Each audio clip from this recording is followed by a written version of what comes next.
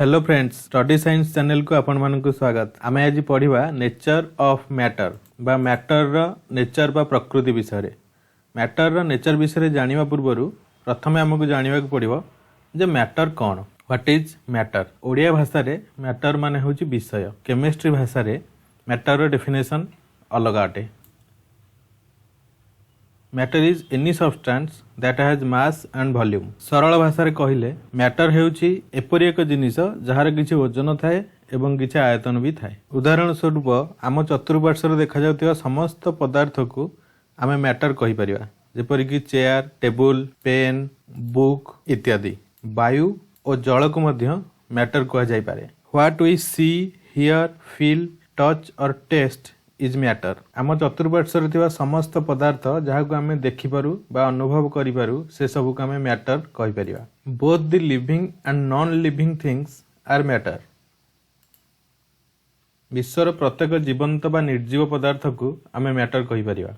एपरिकी आमर शरीर को मध्य मैटर कहा जाय पारे। मु भाबुची आपण माने जानि पारुथिबे मैटर काहको कहा जाय, किंतु ए विश्वर एमिति किछि जिनिस अछि जहाँ मैटर ठारू अलगा, जहाँ को आम मैटर कहि परिबा नाही। कारण ना तो सेमानकर किछि आयतन अछि ना ही सेमानकु ओजन करिहबो। तबे कोन से सब जिनिस ताहा हेउछि एनर्जी बा शक्ति। ए विश्व रे मैटर व्यतीत जदि किछि थाए तो ताहाको शक्ति बा एनर्जी बोली कहा जाय। वर्तमान आपण मानक मन रे शक्ति विषय रे अधिक जानिया पई निश्चय आग्रह प्रकाश पाउथिबो। तो तबे आसंतु जानिबा शक्ति कोन एवं एहा मैटर ठारू किपरि अलगा। तो प्रथम जानिबा व्हाट इज एनर्जी बा शक्ति कोन। The capacity to do work is energy and it has no mass। Odia भाषा कहले शक्तिर कौन से आयतन बा ओजन न थाए, कार्य करिवार क्षमता को ही शक्ति कहा जाए। The whole universe is combination of matter and energy और you can say mass and energy. वर्तमान देखिबा मैटर और एनर्जी मध्य रे संबंध कौन। What is the relation between matter and energy. Energy can be produced from matter और मास। मास रु energy बा शक्ति को उत्पन्न करी हुए। Energy helps the matter to move और टू चेंज शेप।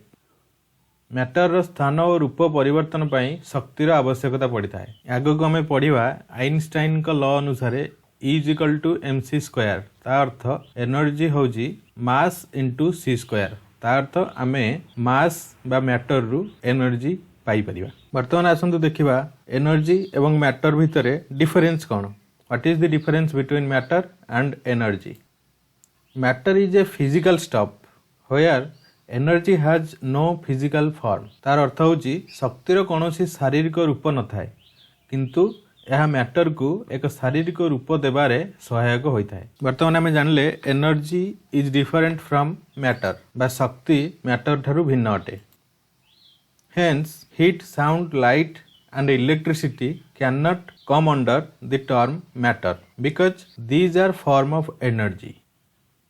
तेणु ताप, शब्द, आलोक एवं विद्युत को आमे मैटर कहि परिबा नाही, कारण एगुड़िक शक्तिर एक एक रूप बा प्रकार अटंती। शक्ति विषय रे आगो को आमे खूब भल भाव रे पढ़िबा। वर्तमान आसंतु जानिबा मैटर रो रूप विषय रे। टिनी एटम्स फॉर्म मैटर। केते गुड़िए क्षुद्र कणिका को नहीं मैटर तैयारी होता है, सेगुड़ी को परमाणु कहा जाए। केते गुड़िए परमाणु को नहीं अणु बा मॉलिक्यूल तैयारी होता है एवं एही मॉलिक्यूल को आमे पार्टिकल ऑफ मैटर मध्य कहि परिबा। बहुत परिमाण रो पार्टिकल को नहीं गठित होता है मैटर। मैटर रो रूप एही पार्टिकल मानक संगठन उपरे निर्भर करिता है। मैटर रो रूप बा अवस्था को स्टेट ऑफ मैटर कहा जाए। मैटर रो अवस्था गुडी को विषय जानिया पूर्व characteristics of particles of matter जाननेबा आवश्यक। सेगुड़ी को होची प्रथम point particles of matter are very tiny in size. तो मैटर रो जो स्मॉलेस्ट पार्टिकल अछि ताको हमें खाली आखि रे देखि परिबा नाही। Second, they have space between them. Matter मध्य रे थिबा प्रत्येकटी पार्टिकल तार निकटवर्ती पार्टिकल ठारू किछि दूरत्व मेंटेन करे। Particles of matter move constantly एवं मैटर से पार्टिकल गुड़िक यही डिस्टेंस मध्य रे कॉन्स्टेंटली मूव करुथांती एवं मैटर मध्य रे थिबा पार्टिकल गुड़िक परस्पर को आकर्षित करिथांती। They are attracted towards each other. तो यही चारोटी थिला characteristics of particle of matter. वर्तमान आसंतु देखिबा मैटर रो केतोटी अवस्था अछि। Matter can exist broadly in 4 states. प्रथम होची सॉलिड, बा कठिन पदार्थ आम उदाहरण नहीं पारिबा बरफर। देन हूँ लिक्विड बा तरल पदार्थ आम उदाहरण नहीं पारिबा जलर। एवं तृतीय गैसियस बा गैसीय पदार्थ आम उदाहरण नहीं पारिबा जलीय बाष्पर। एवं तापरे मैटर रो फोर्थ स्टेट हूँ प्लाज्मा स्टेट बा प्लाज्मा अवस्था। प्लाज्मा स्टेट रे मैटर प्रायतः गैसीय अवस्था थाए किंतु एक आयोनिक फॉर्म रे थाए। प्लाज्मा स्टेट विषय आम आगक खूब भल भाव पढ़ा। बर्तमान आसतु जानिबा मैटर बा पदार्थर स्थिति बा अवस्था किपरि निर्णय करा जाए। How to determine the state of matter से सब जानिबा पूर्वरु आमको अन्य किछि जिनिस उपरे दृष्टि निक्षेप करने को पड़िबो। सेगुड़िक हेउची प्रथम पॉइंट हेउची inter particle force. Inter particle force कौन? The force of attraction between neighboring particles inside a matter is called interparticle force. आसंतु एटा गोटे भल कि बुझिबा। आमे जानिले मैटर बा पदार्थ हेउची पार्टिकल बा आटम मानक समाहार। पार्टिकल माने बहुल मात्रा रे एकत्रित होई पदार्थ गठन करथांती। पदार्थर प्रत्येक पार्टिकल अन्य एक पार्टिकल सह बांधी होई थाए। जेउ बल सही पार्टिकल मानक एकत्र बांधी रखिबारे सहाय्य करे ताहाकू इंटरपार्टिकल फोर्स बा पारस्परिक शक्ति कहा जाए। जेउ पदार्थर इंटरपार्टिकल फोर्स बा पारस्परिक शक्ति जेते अधिक से सेते मजबूत। आम या ओडिया रे कहि परिबा जेउ बल द्वारा पदार्थर प्रत्येक पार्टिकल अन्य एक पार्टिकल सह बांधी होई रही थांती ताकू पारस्परिक बल बा इंटरपार्टिकल फोर्स कहा जाए। एथुर गोटे कथा स्पष्ट होई गला जे कठिन पदार्थर इंटरपार्टिकल फोर्स तरल पदार्थर इंटरपार्टिकल फोर्स ठारू ढेर अधिक एवं सेही भली तरल पदार्थर पारस्परिक बल गैसीय पदार्थर पारस्परिक बल ठारू यथेष्ट अधिक अटे। तापर हमर नेक्स्ट पॉइंट थिला इंटर पार्टिकल स्पेस बा पारस्परिक स्थान बा दूरत्व। Inter particle space is the space or gap that exist between neighboring particles inside a matter. पदार्थ मध्य थिबा प्रत्येक पार्टिकल्स मानकर परस्पर दूरत्व को इंटर पार्टिकल स्पेस कहा जाए। पुणी थे मन पकई देउछि जे प्रत्येक मैटर बा पदार्थ पार्टिकल्स मानक समाहार रे गठित। पदार्थ मध्य थिबा प्रत्येक पार्टिकल जणे अन्य जनक ठारू अलगा। सेमानक मध्य थिबा दूरत्व बा गैप को इंटर पार्टिकल स्पेस बा पारस्परिक स्थान कहा जाए। एथिरु गोटे कथा संपूर्ण रूपे स्पष्ट हो गला। जदि पार्टिकल मानक मध्य रे इंटर पार्टिकल फोर्स बा पारस्परिक शक्ति अधिक रुहे तेबे सेमानक मध्य थिबा इंटर पार्टिकल स्पेस बा पारस्परिक दूरत्व कमी जाए। केवल विज्ञान नुहे सामाजिक नीति अनुसार मध्य जदि दुई जनक मध्य थिबा बंधन खूब दृढ़ होता है तेबे दूरत्व आपे कमी जाता है। Hence inter particle force is reversely proportional to the inter particle space. यह होची पारस्परिक शक्ति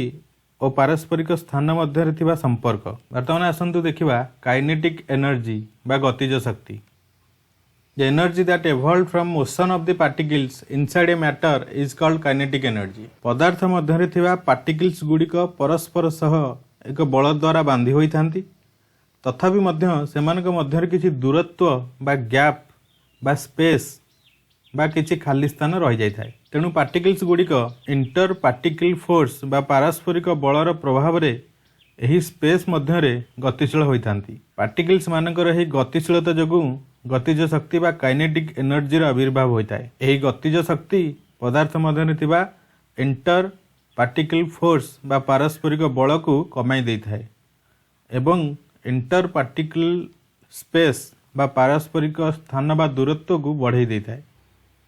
तेणु आम जानिले पदार्थ मध्य थिबा इंटर पार्टिकल स्पेस रे पार्टिकल गुड़िक पारस्परिक बलर प्रभाव रे आसी गतिशील होइथांती। सेमानकर गतिशीलता जोगु गतिज शक्ति उत्पन्न होता है। 1827 मसीह रॉबर्ट ब्राउन नामक जड़े उद्भिद विज्ञानी यार प्रमाण दे सारी। तेणु पार्टिकल्स मानकर यह गतिशीलता बा मोशन को ब्राउनियन मोशन बोली कह जाए। रॉबर्ट ब्राउनकर यही प्रमाण समस्त वैज्ञानिक मानक चिंता करने बाध्य करदेला जे पार्टिकल्स मानक मध्य अन्य किछि जिनिस निश्चय अछि।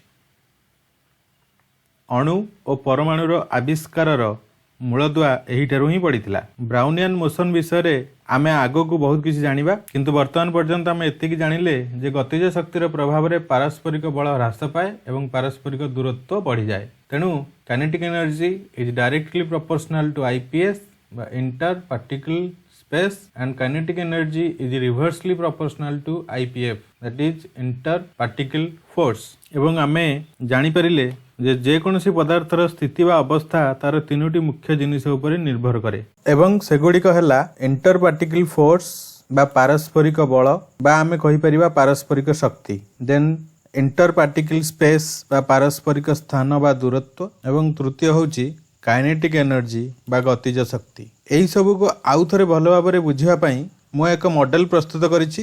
ଏହି ମଡେଲଟି ହେଉଛି ପାର୍ଟିକଲ୍ସ ଅଫ୍ ଦି ମ୍ୟାଟର। ଆପଣମାନେ ଦେଖିପାରୁଥିବେ ଏଥିରେ ପ୍ରତ୍ୟେକଟି ପାର୍ଟିକଲ ଅନ୍ୟ ଏକ ପାର୍ଟିକଲ ସହ ବନ୍ଧା ହୋଇଛି। ଯେଉଁ ଆକର୍ଷିତ ବଳ ଦ୍ୱାରା ସେମାନେ ବାନ୍ଧି ହୋଇଥାନ୍ତି ତାକୁ ପାରସ୍ପରିକ ବଳ ବା ଇଣ୍ଟର ପାର୍ଟିକଲ ଫୋର୍ସ କୁହାଯାଏ। ଆପଣମାନେ ଦେଖିପାରୁଥିବେ ଗୋଟିଏ ପାର୍ଟିକଲ ଅନ୍ୟ ଏକ ପାର୍ଟିକଲ ଠାରୁ ଭିନ୍ନ ଅଟେ। ସେମାନଙ୍କ ମଧ୍ୟରେ କିଛି ଦୂରତ୍ୱ ମଧ୍ୟ ଅଛି ଏବଂ ଏହି ଦୂରତ୍ୱ ମଧ୍ୟରେ ସେମାନେ ଗତିଶୀଳ ହେଉଛନ୍ତି। ସେମାନଙ୍କର ଏହି ଦୂରତ୍ୱକୁ ପାରସ୍ପରିକ ଦୂରତ୍ୱ ବା ଇଣ୍ଟର ପାର୍ଟିକଲ ସ୍ପେସ୍ କୁହାଯାଏ ଏବଂ ସେମାନଙ୍କର ଗତିଶୀଳତାରୁ ଯେଉଁ ଶକ୍ତି ଉତ୍ପନ୍ନ ହୁଏ ତାକୁ କାଇନେଟିକ୍ ଏନର୍ଜି ବା ଗତିଜ ଶକ୍ତି କୁହାଯାଏ। ବର୍ତ୍ତମାନ ଆସନ୍ତୁ ଦେଖିବା ପଦାର୍ଥର ଏହି ତିନୋଟି ପ୍ରପର୍ଟି ତାର ଅବସ୍ଥାକୁ କିପରି ନିରୂପଣ କରିଥାଏ। When the kinetic energy is high, the interparticle force is negligible and the interparticle space is non-existent. Then the matter is found in the gaseous state. ଏହାର ଅର୍ଥ ହେଉଛି ଯେତେବେଳେ ପାର୍ଟିକଲ ମାନଙ୍କ ମଧ୍ୟରେ ଗତିଜ ଶକ୍ତି ଖୁବ୍ ଅଧିକ ଥାଏ ସେତେବେଳେ ପାରସ୍ପରିକ ବଳ ପ୍ରାୟ ଶୂନ୍ୟ ହୋଇଥାଏ ଏବଂ ଏହାଦ୍ୱାରା ପାରସ୍ପରିକ ଦୂରତ୍ୱ ବା ସ୍ଥାନ ବଢ଼ିଯାଏ। ପଦାର୍ଥର ଏହି ସ୍ଥିତିକୁ ବାଷ୍ପୀୟ ଅବସ୍ଥା ବା ଗ୍ୟାସିୟସ୍ ଷ୍ଟେଟ୍ ବୋଲି କୁହାଯାଏ। ସେହିଭଳି ଭାବରେ if the interparticle space is reduced, the amount of kinetic energy exerted is very small and the interparticle force is very strong, then the matter that exists is in the solid state. ଏହାର ଅର୍ଥ ହେଉଛି ଯେତେବେଳେ particle ମାନଙ୍କ ମଧ୍ୟରେ ଥିବା ପାରସ୍ପରିକ ବଳ ଖୁବ୍ ଅଧିକ ଥାଏ ସେତେବେଳେ ପାରସ୍ପରିକ ଦୂରତ୍ୱ ବା ସ୍ଥାନ ବହୁତ ମାତ୍ରାରେ କମ୍ ହୋଇଯାଇଥାଏ, ଫଳରେ ଗତିଜ ଶକ୍ତି ପ୍ରାୟ ଶୂନ୍ୟ ହୋଇଯାଇଥାଏ। ପଦାର୍ଥର ଏହି ସ୍ଥିତିକୁ କଠିନ ଅବସ୍ଥା କୁହାଯାଏ। When the interparticle force between the atoms is strong, then the interparticle space increases due to the sufficient kinetic energy that makes the particles move constantly and the matter exists as a liquid. ଯେତେବେଳେ ପଦାର୍ଥ ଭିତରେ ଥିବା ଗତିଜ ଶକ୍ତି ପାରସ୍ପରିକ ବଳ ଏବଂ ପାରସ୍ପରିକ ସ୍ଥାନ ସନ୍ତୁଳିତ ଅବସ୍ଥାରେ ଥାନ୍ତି ତେବେ ବୁଝିନେବାକୁ ହୁଏ କି ପଦାର୍ଥଟି ତରଳ ଅବସ୍ଥାରେ ଅଛି। ବର୍ତ୍ତମାନ ଆମେ ପଦାର୍ଥର ତିନୋଟି ଅବସ୍ଥା କଠିନ, ତରଳ ଏବଂ ଗ୍ୟାସୀୟ ଅବସ୍ଥା ବିଷୟରେ ଜାଣିଲେ। ବର୍ତ୍ତମାନ ଆସନ୍ତୁ ଦେଖିବା ତ ଗ୍ୟାସୀୟ ପଦାର୍ଥର ଗୁଣ ବା ପ୍ରପର୍ଟିଜ ଗୁଡ଼ିକ ସବୁ କ'ଣ କ'ଣ। ପ୍ରଥମ property, their kinetic energy is high and so their inter particle force is negligible. ଗ୍ୟାସୀୟ ଅବସ୍ଥାରେ ପାର୍ଟିକଲ ମାନଙ୍କର ଗତିଜ ଶକ୍ତି ତୀବ୍ର ଥାଏ, ତେଣୁ ପାରସ୍ପରିକ ବଳ ଖୁବ୍ କମ୍ ଅର୍ଥାତ୍ ଶୂନ୍ୟ ହୋଇଯାଇଥାଏ। Since the interparticle force is negligible in gases, they move randomly and rapidly in the entire space available to them. ପାରସ୍ପରିକ ବଳ କମିଯିବାରୁ ପାର୍ଟିକଲ ଗୁଡ଼ିକ ଖାଲି ସ୍ଥାନରେ ଏଣେତେଣେ ବୁଲିବାକୁ ପ୍ରୟାସ କରନ୍ତି। They don't have definite space or volume. ସେମାନଙ୍କର କୌଣସି ନିର୍ଦ୍ଦିଷ୍ଟ ଆକାର ବା ଆୟତନ ନଥାଏ। Gas can convert into liquids with the help of condensation. Condensation process ମାଧ୍ୟମରେ ମ୍ୟାଟର ତାର ଗ୍ୟାସୀୟ ଅବସ୍ଥାରୁ ତରଳ ଅବସ୍ଥାକୁ ଆସିଯାଇପାରେ। Deposition is the phase transition in which gas transforms into solid without passing through the liquid phase. Deposition ପ୍ରକ୍ରିୟା ଦ୍ୱାରା ଗ୍ୟାସୀୟ ପଦାର୍ଥ ସିଧାସଳଖ ଭାବରେ କଠିନ ପଦାର୍ଥକୁ ପରିବର୍ତ୍ତିତ ହୋଇଯାଇପାରେ। ତା ଅର୍ଥ ଗ୍ୟାସୀୟ ପଦାର୍ଥ ତରଳ ପଦାର୍ଥକୁ ନ ଆସିକି ଡାଇରେକ୍ଟ କଠିନ ପଦାର୍ଥକୁ ପରିବର୍ତ୍ତିତ ହୋଇଯାଇପାରେ। ଏଇ ତ ଥିଲା ଗ୍ୟାସର ଗୁଣ ଗୁଡ଼ିକ। ବର୍ତ୍ତମାନ ଆସନ୍ତୁ ଦେଖିବା କଠିନ ପଦାର୍ଥର ଗୁଣ ଗୁଡ଼ିକ ସବୁ କ'ଣ। Properties of solids. ପ୍ରଥମ ଗୁଣ, solids occupy space at room temperature. କଠିନ ପଦାର୍ଥର ନିଜର ଏକ ନିର୍ଦ୍ଦିଷ୍ଟ ଆକାର ଥାଏ। ଦ୍ୱିତୀୟ point, solids can't move from one position to another on their own. ବାହ୍ୟ ବଳ ପ୍ରୟୋଗ ନ କଲେ ସାଧାରଣତଃ କଠିନ ପଦାର୍ଥ ଗୁଡ଼ିକ ଗୋଟିଏ ସ୍ଥାନରୁ ଅନ୍ୟ ଏକ ସ୍ଥାନକୁ ସ୍ୱତଃପ୍ରବୃତ୍ତ ଭାବରେ ଯା ଆସ କରିପାରନ୍ତି ନାହିଁ। They vibrate more after being heated and they start moving randomly. ତାପମାତ୍ରା ବଢ଼ିଗଲେ କଠିନ ପଦାର୍ଥ ମଧ୍ୟରେ ଥିବା ପାର୍ଟିକଲ ଗୁଡ଼ିକ ମଧ୍ୟରେ କମ୍ପନ ସୃଷ୍ଟି ହୁଏ। In which temperature solid changes into liquid is called boiling point. ତା ଅର୍ଥ ଅଧିକ ତାପମାତ୍ରା ବଢ଼ାଇଲେ ଏହି ପାର୍ଟିକଲ ଗୁଡ଼ିକ ଗତିଶୀଳ ହୁଅନ୍ତି ଏବଂ ଶେଷରେ ଏକ ନିର୍ଦ୍ଦିଷ୍ଟ ତାପମାତ୍ରାରେ ସେମାନେ ତରଳ ପଦାର୍ଥର ରୂପ ନେଇଥାନ୍ତି। ସେହି ତାପମାତ୍ରାକୁ बॉइलिंग पॉइंट कुहाଯାए। एହାର कारण हेउची ताप बा हीट हेउची शक्तिर एक रूप, तेणु ताप प्रयोग द्वारा पार्टिकल मानकर गतिज शक्ति वृद्धि पाए, ता फल पारस्परिक बल ह्रास पाई जाइଥାଏ एवं पदार्थटी कठिनरू तरल को परिवर्तित हो जाए।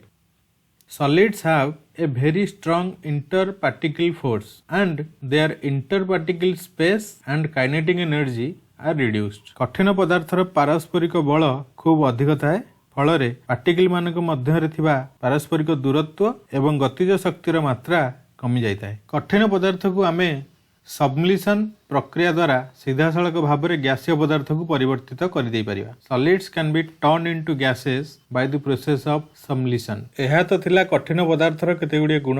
वर्तमान आसंतु देखिबा सेहिपरि तरल पदार्थर सब कोन कोन गुण अछि बा properties of liquids. Liquids move everywhere with in the volume occupied by the liquid as the particles move constantly। तरल पदार्थ मध्य थिबा पार्टिकल गुड़िक सबुबले गतिशील अवस्था रे थांती, तेणु तरल पदार्थ सबुबले अधिकृत आयतन मध्य गतिशील होइଥାଏ। अर्थात आमे जेउ पात्र रे तरल पदार्थ को रखू ताहा सेही पात्रर रूप नै जाइଥାଏ।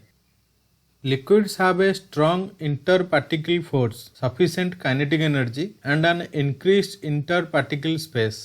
यार अर्थ होची तरल पदार्थ मध्य पारस्परिक बल, पारस्परिक दूरत्व एवं गतिज शक्ति संतुलित मात्रा रे थाए। It can be turn into solids due to the process of solidification. Solidification बा कठिनीकरण प्रक्रिया द्वारा तरल कठिन पदार्थ को परिवर्तित हो जाए एवं सेही भली एवापोरेशन बा बाष्पीकरण प्रक्रिया द्वारा तरल बाष्पीय पदार्थ को परिवर्तित हो जाए। Evaporation is a process which turns liquids into gases। वर्तमान आपण माने मैटर बा पदार्थर अवस्था विषय भल भाव में जानी पारिथिबे। वर्तमान एक प्रश्न उठे, पदार्थ तार ही अवस्था परिवर्तन करि पारे कि नाही, जदि करे तबे किपरि करे। Can matter change its state? If yes then how? The matter itself does not change, but it transforms its shape with the application of temperature and pressure। पदार्थ बा मैटर निजे परिवर्तित होई न थाए, से केवल निजर अवस्था को परिवर्तन करि थाए एवं पदार्थर ही अवस्था परिवर्तन पाई शक्तिर आवश्यक पड़े, जोटा कि होची टेम्परेचर एंड प्रेशर। वर्तमान एक उदाहरण माध्यम रे बुझिबा। जल तरल अवस्था रे थाए, किंतु तापमात्रा कमाई देले जल बरफ रे परिणत हुए, जहा कि जलर एक कठिन अवस्था बा सॉलिड स्टेट अटे। ठीक सेपरि जलर तापमान बढ़ी गले से जलीय बाष्प रे परिणत होई थाए, जहा कि हेउची जलर बाष्पीय अवस्था बा गैसीय स्टेट। जल, बरफ एवं जलीय बाष्प तीनोटी जाक एक पदार्थ, किंतु सेमानकर अवस्था भिन्न भिन्न अटे। पदार्थ निजर अवस्था परिवर्तन करिया पई एक प्रक्रिया माध्यम देई गति करथाय। सेही प्रक्रिया बा प्रोसेस गुडिक विषय रे चालंतु जानिबा। Process that cause the change of state. त हम जानिचे पदार्थर चारोटी अवस्था अछि। ओटा होची सॉलिड बा कठिन अवस्था, देन लिक्विड बा तरल अवस्था, देन गैस बा गैसीय अवस्था एवं प्लाज्मा प्लाज्मा अवस्था। सॉलिड बा कठिन अवस्थारू तरल अवस्था को परिवर्तित हेबा पई जेउ प्रक्रिया देई पदार्थ गति करे ताहाकु कहा जाए मेल्टिंग बा फ्यूजन। सेही परी तरल अवस्थारू कठिन अवस्था को परिवर्तित हेबा पई पदार्थ जेउ प्रोसेस देई कि जाए सेटा होची फ्रीजिंग। सेही भली तरल अवस्थारू गैसीय अवस्था को परिवर्तित हेबा पई पदार्थ जेउ प्रोसेस देई कि गति करे सेटा कहंती बॉइलिंग बा वेपोराइजेशन एवं गैसीय अवस्थारू तरल अवस्था को आसिया पई जो प्रोसेस सहायक हुए ता कहंती कंडेंसेशन। सेही भली कठिन पदार्थ सीधा सड़क भाव में गैस रे परिवर्तित हो जाई पारे, जो प्रक्रिया माध्यम रे एहा घटे ताहाकु कहंती सब्लिमेशन। सेही परि भाव में गैस मध्य सीधा सड़क भाव में कठिन अवस्था को परिवर्तित हो जाई पारे एवं जो प्रक्रिया माध्यम रे एहा घटी थाए ताहाकु कहंती डिपोजिशन। सेही भली भाव में पदार्थ गैसीय अवस्था प्लाज्मा अवस्था को मध्य परिवर्तित हो जाई पारे एवं जो प्रोसेस माध्यम रे एहा घटी थाए ताहाकु कहंती आयोनाइजेशन। एवं सेही भली भाव में रिकॉम्बिनेशन बोली एक प्रोसेस अछि, जहा माध्यम रे प्लाज्मा अवस्था पदार्थ गैसीय अवस्था को परिवर्तित हो जाई पारे। एहा थिला मोटामोटी भाव में चेंज ऑफ स्टेट रे संपृक्त थिबा प्रोसेस मानकर एक विवरणी। वर्तमान आसंतु देखिबा मैटर बा पदार्थर क्लासिफिकेशन बा वर्गीकरण किपरि करा जाए। We can classify matter on the basis of its physical property as well as chemical property. आमे पदार्थ को तार शारीरिक प्रकृति बा रासायनिक प्रकृति को नहीं विभिन्न भाव में वर्गीकरण करिथाउ। तो वर्तमान देखिबा classification of matter according to physical property. Matter को तार फिजिकल प्रॉपर्टी अनुसार तीन भाग में विभक्त करहब। सॉलिड बा कठिन पदार्थ, देन द्वितीयटा हूँ लिक्विड बा तरल पदार्थ और तृतीयटा हूँ गैस बा गैसीय पदार्थ। से भाव में कठिन को दुई भाग में विभक्त करहब।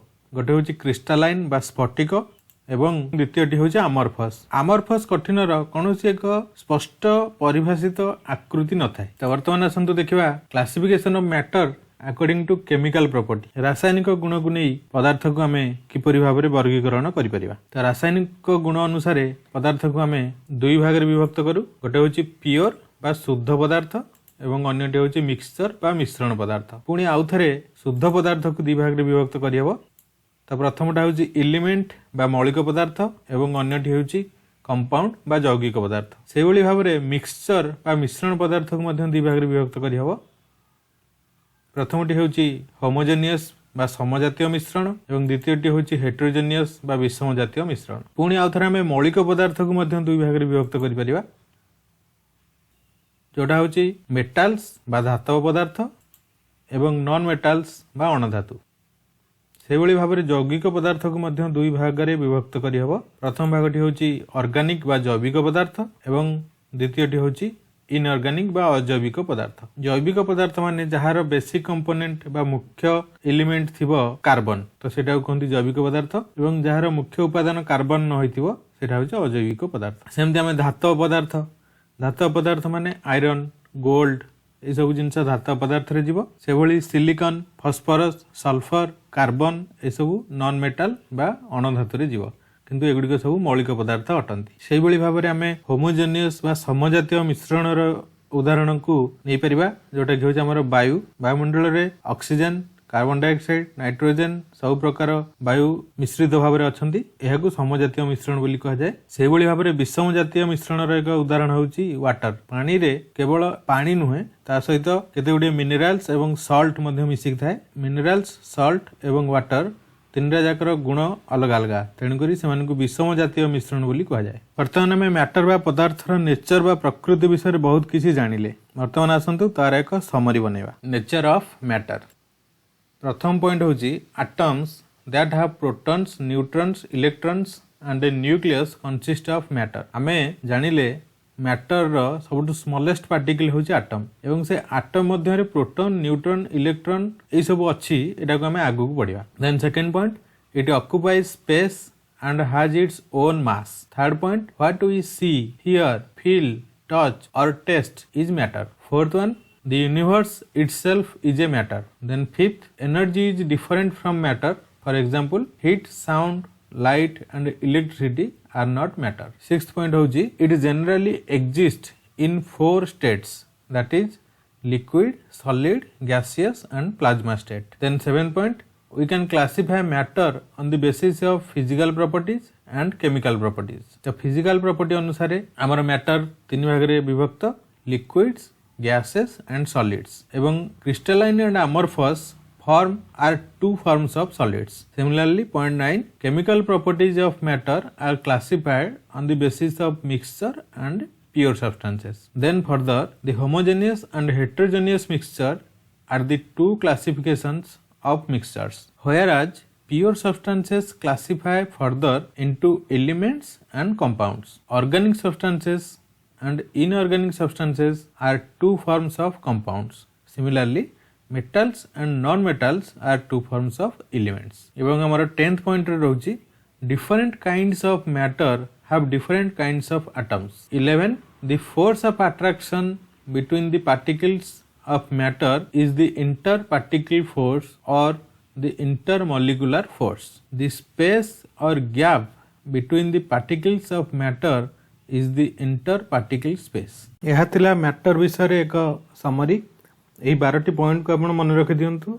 मैटर सब दिन पे आपनकर मन रहि जिवो एवं ए 12टी पॉइंट को बुझिया पई वीडियोटी प्रथमरु देखिबा को पड़ियो। आशा करूची मोर एही क्लास आपण मानकु मैटर बा पदार्थ विषय बुझिया पई सहायक होई परतिबो। यदि आपण मानक पाखरे एही विषय को नै किछि नूतन तथ्य थाए तबे कमेंट बॉक्स रे लिखि जणांतु, ताहा अन्य छात्र मानक पई सहायक होई पारे। यदि आपण माने एही चैनल को सब्सक्राइब करि नाहंती तबे तळे थिबा सब्सक्राइब बटन को क्लिक कर दियंतु एवं नोटिफिकेशन को ऑन कर दियंतु।